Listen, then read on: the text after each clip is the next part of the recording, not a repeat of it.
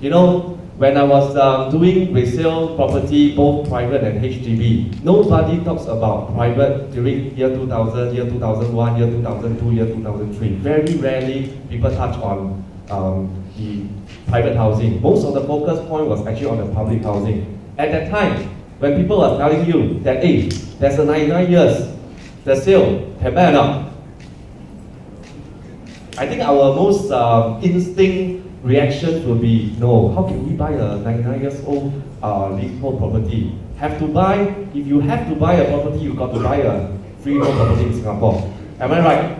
I'm very sure that I think this rings a bell to many of us if you were to recall back 10 years ago. I think when this SRX Analyzer was actually being introduced to me, and thanks to SRX and the whole team for letting me have the access. Oh, okay. I was very amazed. I think like what Stephen was sharing, that I think the SRX Analyzer was like playing a computer game. I think it's more than easier than playing a computer game. I think it's really very easy to use. You see, the thing is they have actually analyzed the human intel that even if you were to use and input a location, they could actually intelligently actually identify the location around it, going into either location or the size of the property or even schools and amenities around it. So I was actually playing the SRX Analyzer, and I think I had a meeting with Jeremy and the whole team, Sam. Yeah, and surprisingly, when we actually look at the data, okay, we were quite surprised of the results that we have churned out after from the data finding. So I think without further ado, I think my segment, like I said today, is on the impact on tenure on capital values. Okay, so what I will do is that in this study, we'll actually group the 999 years leasehold as a freehold property versus the 99 leasehold, comparing resale properties, focusing on the CCR, District 9, 10, 11, as well as the OCR, in particularly we're talking about Bishan, Yishun, Sembawang, Upper Thomson area. So, of course, in the aspect of data comparison, okay, we will only focus on the non-landed residential properties in this region. So, as actually you could see that average per square feet capital value as at 2012. We're talking about $1,502 on the average. How about freehold or the 99 or 999 leasehold? So we're talking about close to $1,007. Okay, freehold premium we're talking about close to 13%. Okay, let us look at the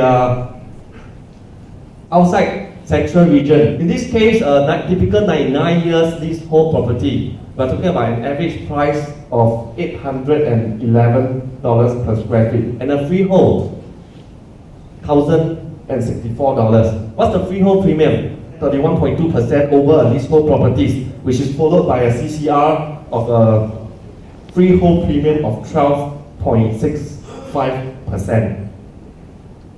You see that actually capital gain in the past 10 years for a CCR area, 9.43%, and a freehold, 8.25%, which contradicts to all our myth and belief, right?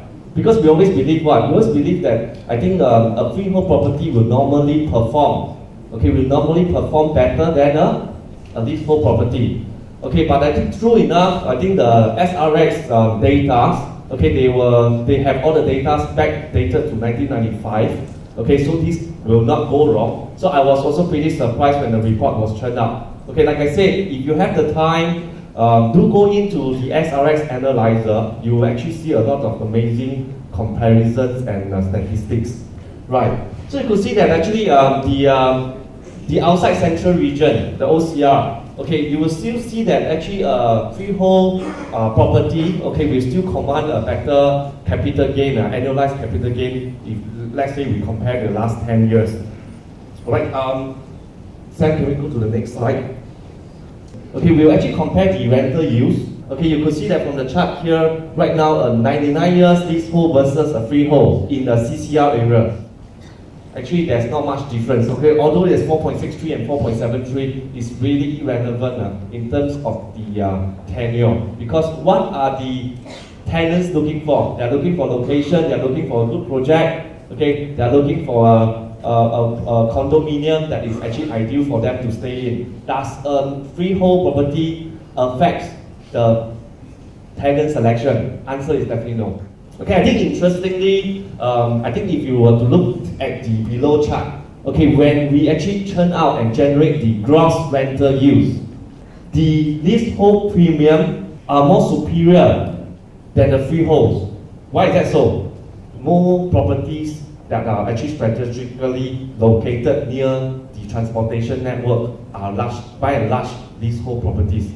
Okay, so I think this is a very good statistics. Okay, because even myself as an investor as well as a salesperson, looking at it, you could actually really see that engage and probably give very good advice, okay, to your customer that actually buying a good property doesn't mean that you have to buy a freehold property.